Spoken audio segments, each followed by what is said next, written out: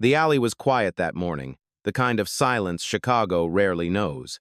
A single streetlight flickered against the cold pavement, and for a moment, you could almost feel the weight of everything that had happened there. Rumors had followed her long before that night, building a story the internet repeated more loudly than the truth. But behind all the noise was a real person, a young mother trying to survive the world she was born into. Her name was Ambriana Collins, known to many as Ambry, and her story is one that still lingers in the corners of the city she called home. What happens when a reputation becomes louder than a life? Let's get into her story right now. Let me know where you're watching this from in the comments. Grab yourself a warm drink, maybe a cup of water or tea, sit back, and let's start this journey together. She was born on the 18th of March, 1994, in the heart of Chicago, in a neighborhood where survival often mattered more than dreams. Her name was Ambriana Collins, but most people who knew her simply called her Ambry.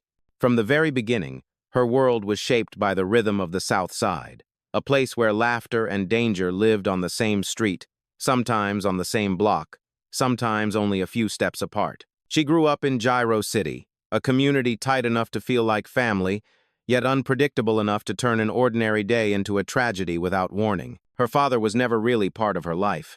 That absence created a quiet space in her childhood, a space filled mostly by her mother, Tamika Collins, and her grandmother. They were the anchors she relied on, the voices that reminded her she was loved even when the world outside felt unsteady. Inside that small home, she was surrounded by warmth, familiar smells from her grandmother's kitchen, and the comfort of people who genuinely cared for her. Outside that home, she learned early what it meant to navigate a neighborhood both beloved and feared. Ambry's childhood was not defined by the streets, but by the people who lived on them. She learned to read personalities quickly, to understand the difference between a friendly face and a dangerous one, and to keep herself alert without losing the joy that made her special. People remember her as funny, outgoing, and full of personality. She could walk onto any block and find a way to blend in, not because she wanted to be part of drama or conflict, but because she had a gift for connection. Her smile could diffuse tension, and her humor could lighten the heaviest mood. Growing up in Gyro City meant that the street politics surrounding her were impossible to ignore.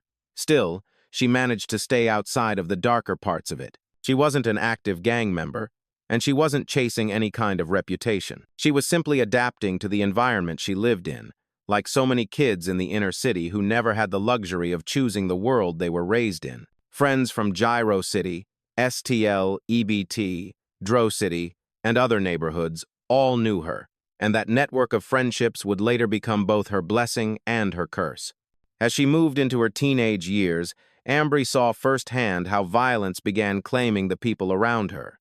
In 2013, a boy named Tyquan Tyler, only 13 years old, was killed.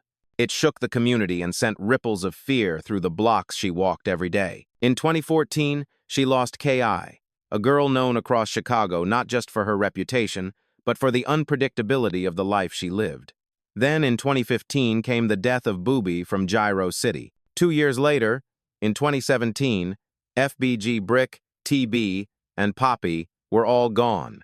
Losing so many people before she even reached adulthood left a mark on her. She didn't talk about it often, but she carried those losses everywhere she went. They shaped her understanding of life, teaching her that tomorrow wasn't promised and that you had to love the people around you while you still could.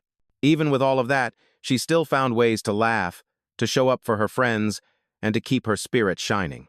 That resilience became one of the things people admired most about her.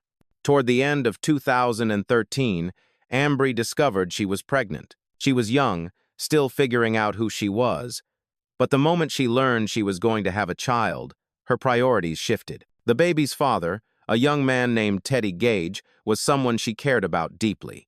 When their son, Angelo, was born in 2014, Ambry found a new purpose. She was determined to give her child a life with more stability than she had known. Motherhood changed her.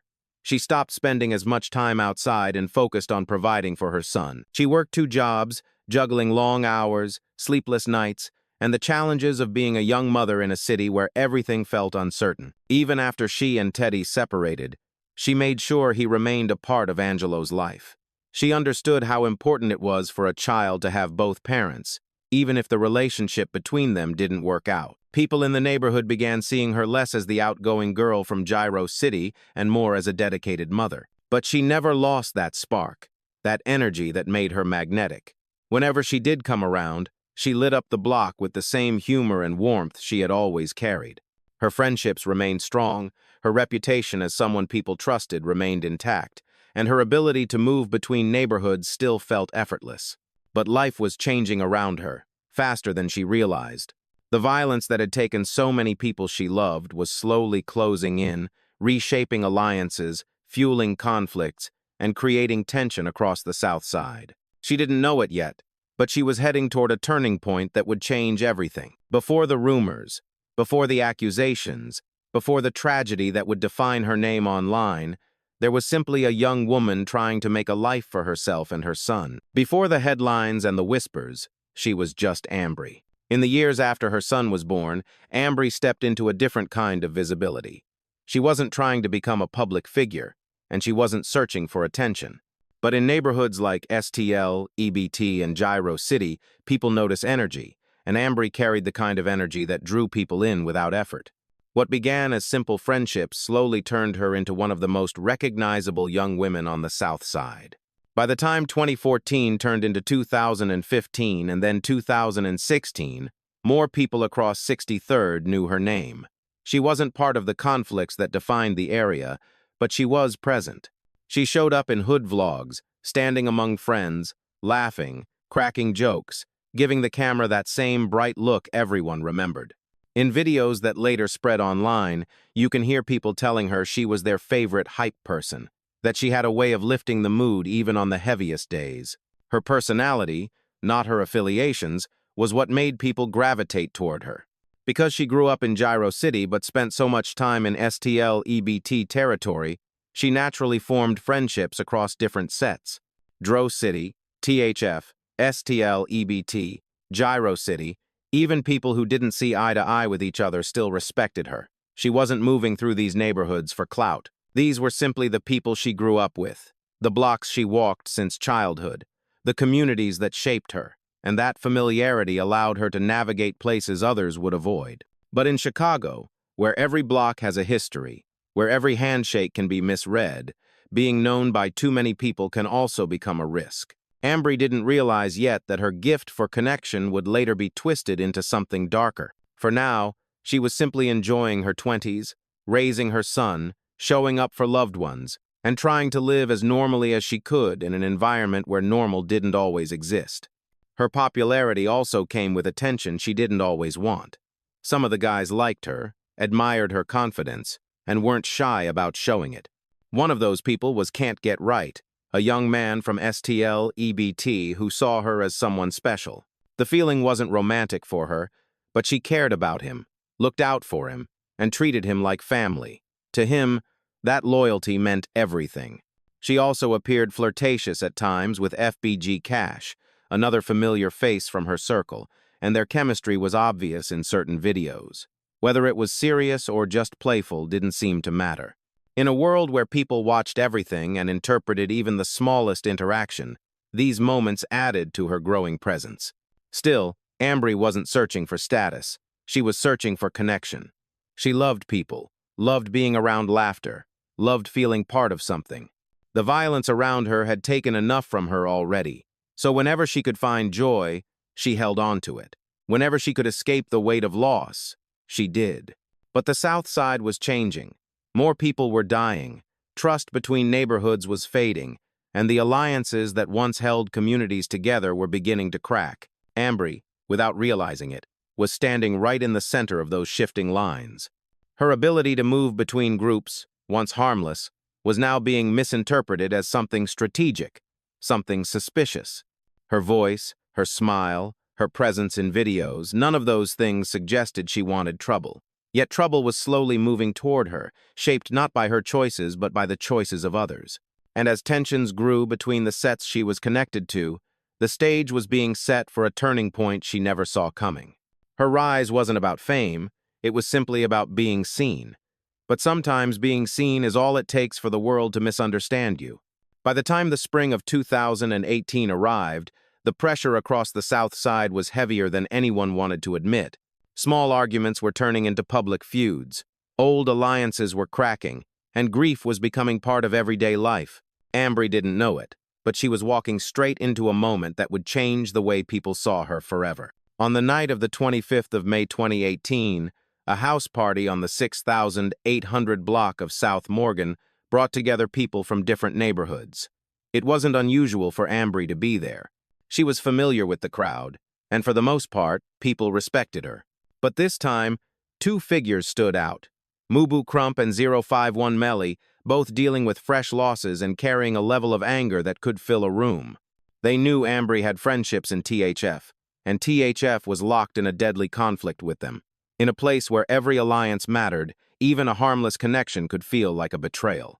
The tension rose quickly. What began as jokes soon turned into sharp comments, and what turned into sharp comments eventually became public humiliation. They pressed her in front of everyone, calling out her ties, questioning her loyalty, laughing at her in a way that cut deeper than she wanted to show. For most people, it might have ended there. She could have walked away, swallowed her pride, and moved on. But humiliation has a way of reshaping a moment, especially when it happens in front of a crowd. And for Ambry, that crowd mattered not because she was trying to impress them, but because for years they had been the people she trusted. Feeling cornered and embarrassed, she reached for someone she believed would defend her, someone who cared about her unconditionally. She called Can't Get Right. He didn't need much explanation. He had been jumped only weeks earlier by people connected to the same set Crump came from. When he heard what had happened to her, the anger came quickly, mixed with a desire to prove himself worthy of her trust. When Ambry shared the location, he took it as his chance to settle his own score, to defend her honor, to show he wasn't someone people could laugh at. A little later that night, Crump and Melly stepped outside the party to take pictures near an alleyway. It was supposed to be a simple moment, nothing more than a break from the noise inside. But they didn't know someone was watching. They didn't know someone felt they had gone too far. Gunfire shattered the quiet. Dozens of shots cut through the air. Crump fell first, hit in the arm and torso. Melly was struck multiple times but survived. The scene, sudden and chaotic, turned a night of celebration into a tragedy that spread across the city within hours. By morning, the story had already grown larger than the truth. The streets whispered that Ambry had played a role, that she had given someone the location, that she had crossed a line no one could uncross. Whether fair or not, whether accurate or not, the narrative spread faster than she could defend herself. It wasn't just a shooting. It was the moment her name began to change meaning in the eyes of the city. The night she stopped being just Ambry, the funny, bright, outgoing girl, and became a symbol in a story she never intended to be part of. She thought the embarrassment ended at the party. She didn't know the real consequences were only beginning. In the months after the shooting on South Morgan, something unexpected happened. Instead of fading into the background, Ambry's presence in the community grew stronger. It wasn't that she wanted attention. It was that people kept seeing her, everywhere in videos, on blocks, in photos that circulated across social media. Her face, her laugh, her voice became familiar to people far beyond her own neighborhood. Even those who had never met her felt like they knew her. There was a glow to her then, a kind of electricity that came through the screen whenever she appeared in a hood vlog or a music video. She had a natural way of standing out in a crowd. Even when surrounded by some of the most recognized names on 63rd, the camera always seemed to find her. She didn't force it. She didn't ask for it. She simply had the kind of presence that made people look twice. As STL-EBT started gaining more visibility online, Ambry became one of the faces people associated with the movement. Not because she was on the front lines, not because she was involved in street conflicts, but because she represented familiarity. To many viewers, she symbolized a softer side of neighborhood life, humor, charisma, a spark of joy in a world overshadowed by loss. You could see her in the background, hyping up a friend, leaning against a car, laughing, or dancing without a care in the world. Those moments became snapshots of who she truly was. And during that same time, music from the neighborhood was reaching wider audiences. FBG Duck was climbing toward mainstream success. FBG Cash was gaining recognition, and the 63rd area suddenly became a focal point for people outside Chicago. With every vlog or music video recorded, Ambry seemed to pop up somewhere in the frame, not as a performer, but as a piece of the culture itself. When fans replayed those videos, she became someone they remembered, a recurring figure in a story larger than her own. But her rise in visibility didn't come only from appearances. People talked about her. They told stories about how she could light up a room, how she never acted bigger than anyone, how she showed love to the people she grew up with, no matter what they were going through. She carried herself with confidence, but not arrogance. Even in the most chaotic environments, she moved with an ease that made her seem untouchable. Yet behind that confidence was a young woman balancing more than anyone could see. She was raising a son. She was working. She was grieving losses that still haunted her. And every time she stepped outside, she had to navigate the fragile web of relationships between neighborhoods that rarely trusted each other. Her ability to move between worlds made her admired, but it also made her misunderstood. Still, in that brief stretch of time, Ambry had something rare: moments of joy, moments of recognition, moments where she felt alive and connected. She attended parties, celebrated milestones with friends, and embraced the feeling of being surrounded by people who saw her as part of their story. This was her peak era, not in fame, not in wealth, but in presence. For a moment, she stood at the center of a community that embraced her, laughed with her, and felt lighter in her company. She didn't know how fragile it all was.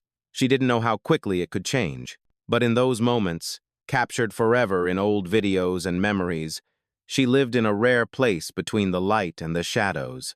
And for a time, the light won. But even during those moments when the light seemed to follow her, the shadows were never far behind.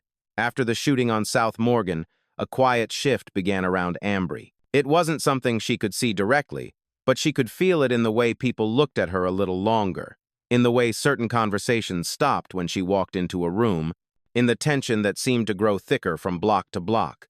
Rumors spread in Chicago faster than truth ever could, and somewhere along the way, her name became part of a story she didn't recognize. Whispers turned into narratives.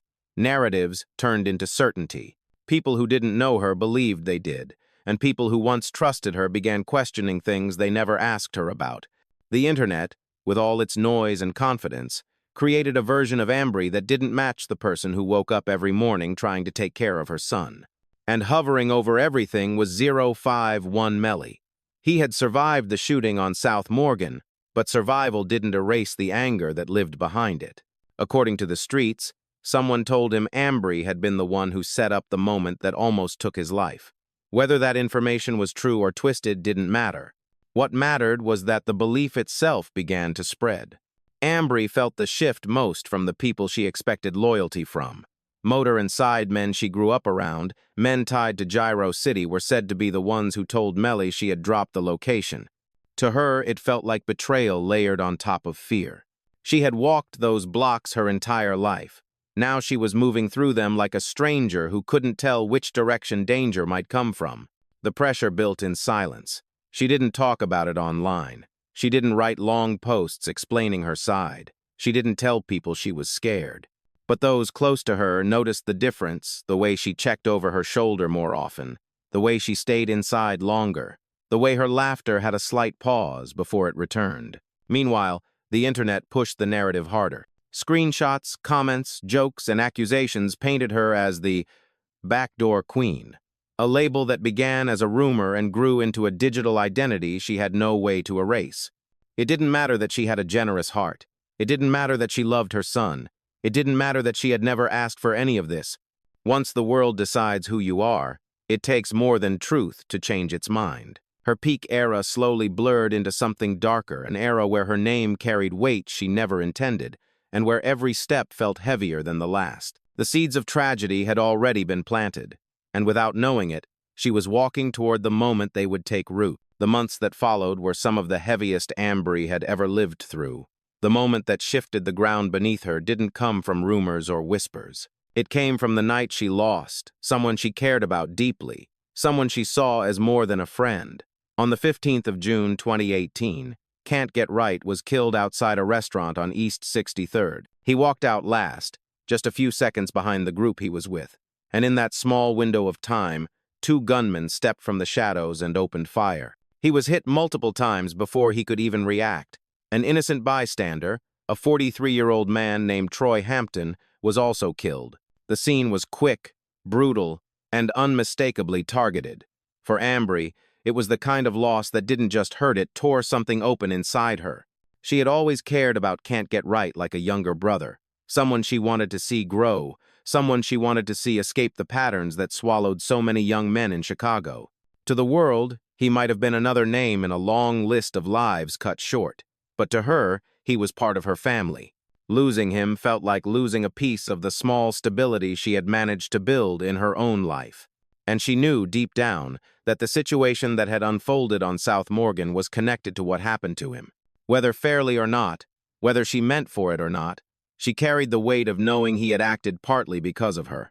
That guilt stayed with her in the quiet hours of the night, settling in the moments when the world around her finally stopped moving. People around her said she changed after that. Not instantly, not dramatically, but slowly, the way someone changes when they're holding pain they don't know how to set down. She became more withdrawn, more cautious, more aware of how dangerous the world around her had become. She still laughed, but it was softer. She still smiled, but it faded quicker. When she was outside, she checked over her shoulder more often. When she was home, she stayed near her son as if she feared time itself could collapse without warning.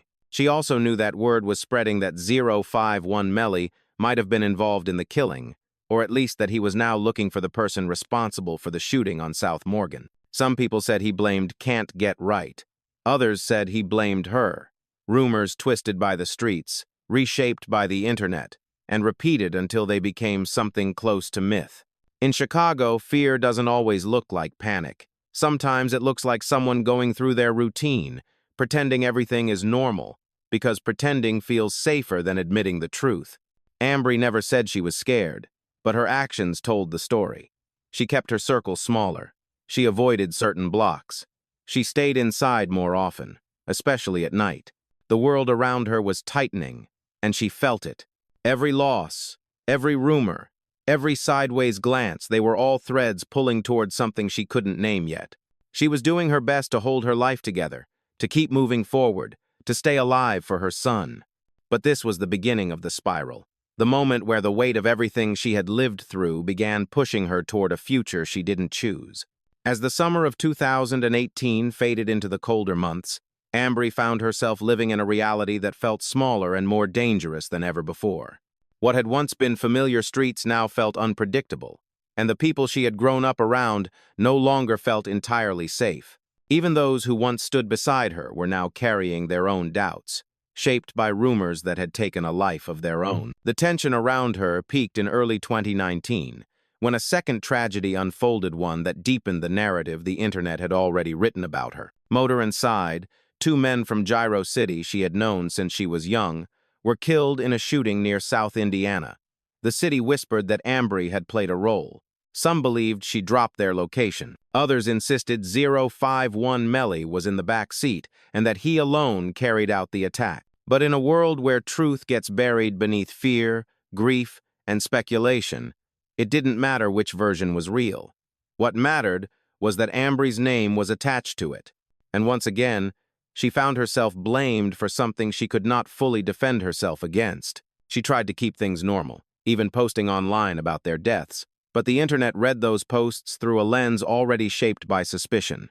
A laugh became proof. A lyric became confession. A joke became a weapon used against her.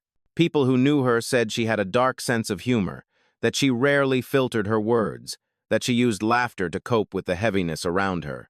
But online, where context disappears and assumptions spread quickly, her personality worked against her. The label backdoor queen grew louder. Her reputation became a kind of shadow she couldn't step out of. And the more she tried to ignore it, the more the pressure built. She worried for herself, but she worried even more for her son. She wanted him to grow up with a mother.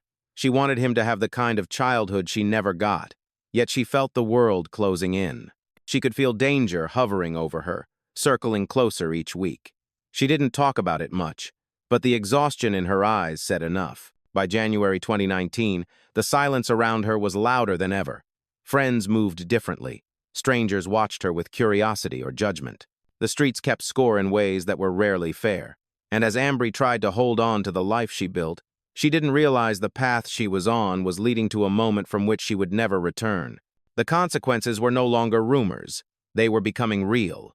Long before her name became tangled in rumors, screenshots, and the noise of the internet, Ambriana Collins was simply a young woman trying to find a place for herself and her son in a world that offered very little stability.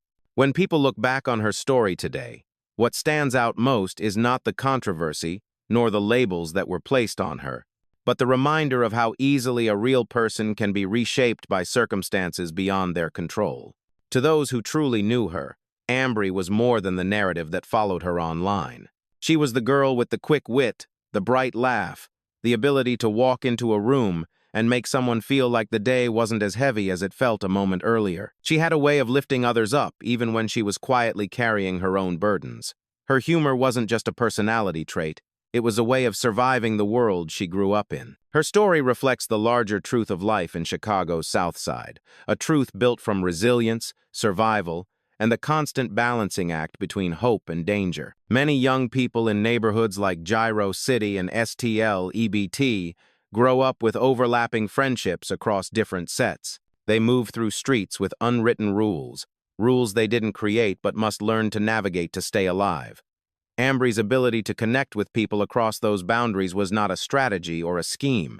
It was part of who she was, a social instinct formed from childhood, long before tension turned it into something others misinterpreted. And yet, the internet turned her into a symbol. The backdoor queen label spread without context, without compassion, without recognition of the mother who woke up early to get to work, or the woman who stayed late to help friends through hard days. The digital version of her overshadowed the real one. In many ways, Ambry became an example of how online storytelling can be louder than the truth, especially when tragedy is involved. Her legacy is not defined by accusations, it is defined by the people she touched. The friends who still speak about how she made them laugh, the family who remembers her dedication to her son, the neighbors who still recall her confidence and her ability to brighten even the hardest days, and the child she loved more than anything, who will grow up hearing stories not about rumors, but about a mother who worked tirelessly to give him a better life. When people revisit her videos today, old clips where she's smiling in the background, cheering someone on, or simply enjoying a moment with friends, they often pause, realizing how different she seemed from the image built by speculation. Those clips have become pieces of her legacy, glimpses of the person behind the headlines. Ambry's story is a reminder that legacies are not shaped only by the way someone dies, but by the way they lived, the kindness they showed, the bonds they formed, and the humanity they carried in a world that made it hard to stay soft. Her light, though surrounded by shadows, was real. And for many who remember her, that is the part that matters. In the months and years that followed her death, the story of Ambry continued to ripple across Chicago and far beyond the blocks where she grew up. People from different parts of the country discovered her name not through her own voice, but through retellings, documentaries, and clips that resurfaced across the internet. And with every new version of her story, the question grew louder. Who was she really? And what does her life say about the world she came from? Across America, people watching from the outside often struggle to understand the reality of neighborhoods like Gyro City or STL EBT. To them, they are places mentioned in headlines, places associated with violence, places that feel distant. But for the people who live there, these neighborhoods are home full of families, friendships, laughter, heartbreak, and dreams that rarely get the chance to grow. Ambry's story became a window, however imperfect, into the complexity of that world. Her death, tragic and sudden, sparked conversations about the impact of online narratives, the danger of rumors, and the way young women in high-conflict environments are often misunderstood. Some saw her as a victim of circumstance, caught in the crossfire of street politics she never intended to be part of. Others, influenced by the rapidly spreading speculation, believed she played a role in the chain of events that led to her own demise. But as more people looked deeper into her life, the perspective began to shift. Comment sections under videos about her reveal a mixture of grief, confusion, and frustration. Many viewers expressed sorrow for a young mother whose life was shaped by forces far larger than herself. Others questioned why the narrative had focused more on labels than on who she truly was. In cities across the United States, people living in similar environments recognized pieces of her story in their own lives. The struggle to stay out of drama, the weight of loss, the constant pressure to appear strong even when fear is close. International viewers brought their own reflections. To them, her story felt like a portrait of American inner-city life, not the polished version often portrayed in media, but the raw and unfiltered experience of growing up in communities shaped by inequality, limited opportunity, and generational trauma.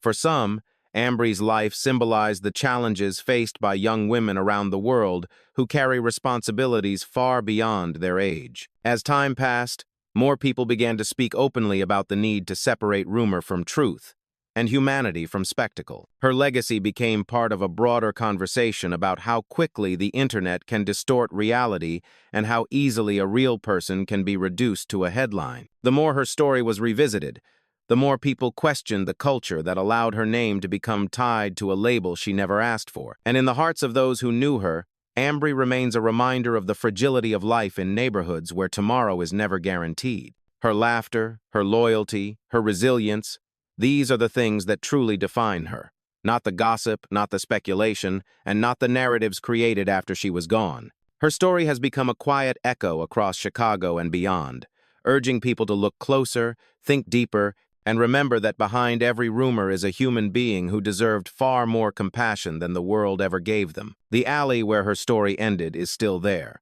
The same narrow stretch of pavement, the same quiet corner of the South Side where the world finally caught up to her. When you look at it now, nothing about it tells you who she was or how far her story traveled. It is just a place, as ordinary as any other. But for those who remember her, that alley carries the weight of a life misunderstood, a life reduced to rumors long before the truth ever had a chance to speak. In the beginning of her story, we saw a young woman shaped by her community, surrounded by family, grounded by love for her son. We saw laughter, resilience, and an ability to bring light into places that needed it. But as the world around her grew darker, her name became tangled in narratives she didn't create. Too often, people judged her by the labels that followed her instead of the life she actually lived. Ambry didn't get the chance to grow older, to rewrite her own story, or to show the world the woman she was becoming. She didn't get to watch her son grow up, or to build the future she once hoped for. What she left behind are fragments, memories in old videos, the echo of her laughter, and the people who still speak her name with love rather than suspicion. Her story reminds us that every life is more than headlines, that behind every rumor is a human being who deserved more empathy than the world chose to give, and that sometimes the ones who feel forgotten are the ones who needed understanding the most. When you think back to that opening image, the quiet alley, the dim streetlight, it becomes clear how fragile life can be in places where danger and hope walk side by side. It also reminds us why stories like hers matter. Not to reopen old wounds or glorify tragedy, but to remember the people behind the silence. The people who were more than the way they left this world. Do you think she ever received the understanding she truly deserved? If this story moved you, take a moment to leave a message for her in the comments. Share where you're watching from, and tell us what part of her journey stayed with you. And if you believe stories like hers should never be forgotten, subscribe to the channel and help us keep their memories alive. Because the world may forget, but we remember, always.